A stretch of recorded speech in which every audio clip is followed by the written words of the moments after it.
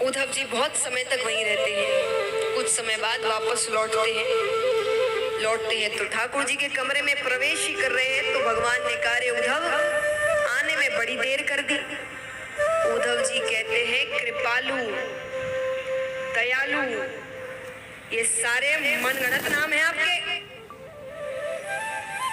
सब आपने खुद ने रखे हैं।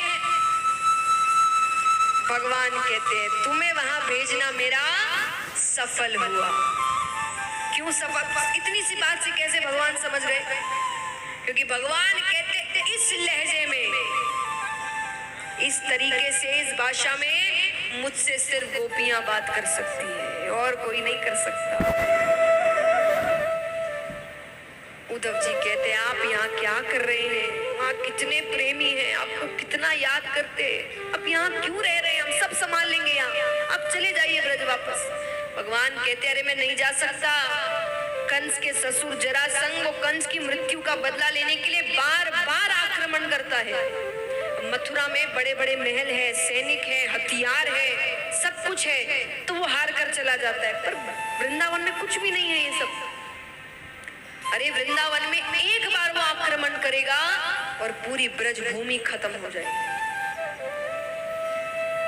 तो ठीक है, हमेशा के लिए नहीं जा सकते, कभी कभी मिलने चले जाया करिए। बोले वो भी नहीं कर सकता, क्योंकि अगर जरासंध को भनक भी लग गई कि मेरी प्रीति है वृंदावन में, मैं वहां के लोगों से प्रेम करता हूँ, तो मुझे मानसिक पीड़ा पहुंचाने के लिए वो वहां के लोगों को परेशान करे।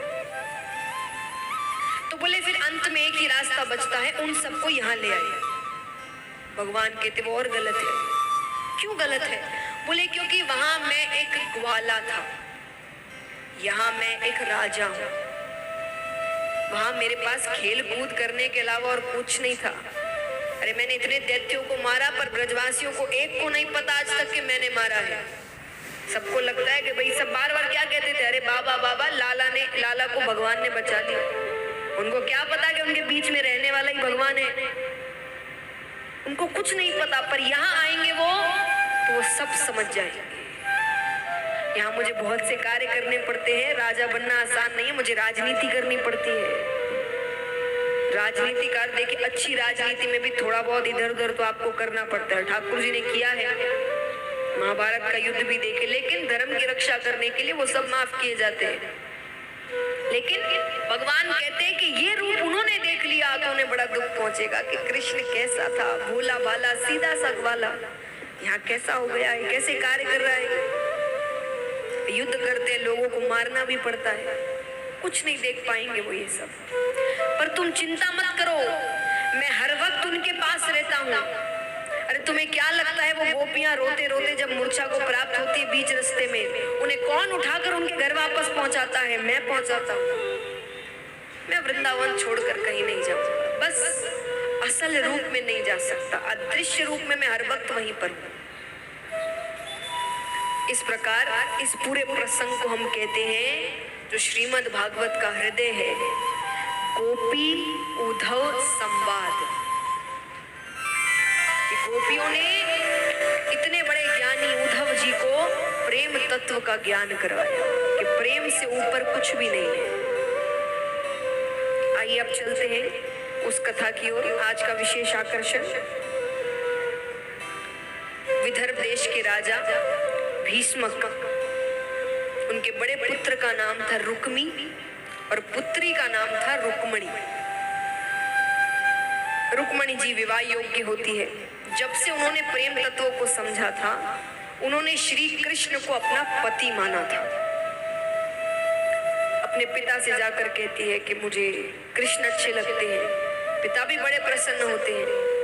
भाई से कहा कि भाई रुक्मणी को कृष्ण पसंद है।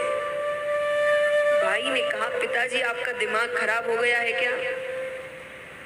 हम इतने बड़े राजा हैं, क्षत्रिय हैं, राजघराना है, इतने बड़े बड़े राजाओं से हमारा मिलना है, इतने रिश्ते आ रहे रुक्मणी के लिए, और आपको कौन रिश्ता दिखता है? ग्वाला, एक ग्वाले से आप ब्याहेंगे अपनी बेटी को? मेरा मित्र शिशुपाल है, बहुत बड़ा राजा है, बड़े बड़े राजाओं के साथ उसकी पहचान है। रुक्मणी का विवाह शिशुपाल के साथ होगा। मेरी एक ही बहन है, उसका विवाह मैं अपने मन मुताबिक करूं। बच्चे बड़े हो जाए, माता पिता की नहीं चलती, कुछ ना कर पाए पिताजी, पर रुक्मणी जी ने, उनके घर एक ब्राह्मण आया करते थे, तो उनको एक पत्र दिया कि जाकर कृष्ण को दे देना। उस पत्र में लिखा कि मुझे आपसे विवाह करना है, मैंने जब से होश संभाला है आपको पति माना है, अगर आप या तो आप विवाह करने आइए, वरना किसी और से विवाह में नहीं करूंगी, और अगर आप नहीं आते और मेरे साथ जबरदस्ती करी गई किसी और से विवाह करने के लिए, तो इस प्राण को त्यागने के अलावा मेरे पास और कोई रास्ता नहीं है। ये पत्र लेकर ब्राह्मण ठाकुर जी के पास जाते। देखिए यहाँ जितने युवा बैठे हैं, खास करके इस पत्र से, इस लेटर से कोई आइडिया ना लगाएं। सभी से निवेदन है कि रुक्मणी जी ने कहा, उनके पीछे कारण है। देखिए मैं हमेशा कहती हूँ, प्रश्न मन में आना गलत नहीं है, पर प्रश्न का उत्तर जानो। हम उत्तर जाने बिना भगवान पर उंगली उठा देते। अब यहाँ पर सब कई मैंने देखे युवक युवतियों को कि जो माता पिता को नहीं बताते या अपमान करके चले जाते हैं और उसका जवाब देते। भगवान ने भी तो किया था, रुक्मणी जी ने भी तो ऐसा कहा था, ऐसा किया था। कारण होता है हर किसी के पीछे, वो कारण को जानो, और अगर वो कारण पे आपकी व्यवस्था बैठती है, परिस्थिति बैठती है, तो करो। कारण क्या था? रुक्मणी जी किसका रूप है? किसका अवतार है रुक्मणी जी? हाँ, लक्ष्मी जी। श्री कृष्ण किसका रूप है? विष्णु भगवान। लक्ष्मी जी और विष्णु भगवान पहले से पति पत्नी है। सीता माता किसका रूप है? लक्ष्मी जी। राम जी किसका रूप है? उन्होंने हर युग में, हर अवतार में अपनी पत्नी से ही शादी करी है। तो जब इस अवतार में थोड़ी बातें इधर उधर हो रही थी, तो रुक्मणी जी ने एक तरह की वार्निंग दी है, यानी चेतावनी। रुक्मणी जी ने कहा, आपकी लीला आपकी तरफ, जो करना है करते रहो, शादी मुझसे ही होगी। इस लीला में शादी किसी और से नहीं हो सकती, यानी शादी एक मर्यादा है महाराज। ऐसा थोड़ी इस युग में इससे कर लिए, उस युग में इससे कर लिए। तो रुक्मणी जी ने कहा, तो वो एक तरीके से भगवान को थोड़ी चेतावनी दे रही है कि पत्नी अपनी जगह होती है, कुछ भी कर लो। तो इसलिए रुक्मणी जी ने इतनी बड़ी बात लिखी कि कुछ भी कर लो, शादी तो मुझसे ही करनी पड़ेगी आपको, और मेरी शादी भी आपसे ही होगी, क्योंकि आप पहले से मेरे पति हैं। तो इसीलिए उन्होंने ये पत्र लिखा, वरना किसी के लिए अपना जीवन त्यागना अच्छा, किसी के लिए भी नहीं।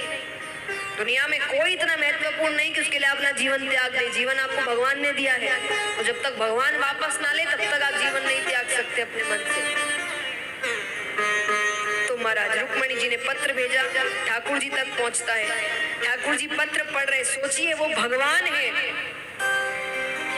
भगवान होने के बावजूद, लेकिन उनके घर में अभी उनके बड़े हैं, वो चाहे तो कुछ भी कर सकते हैं। कृष्ण जी को कौन रोकने वाला है?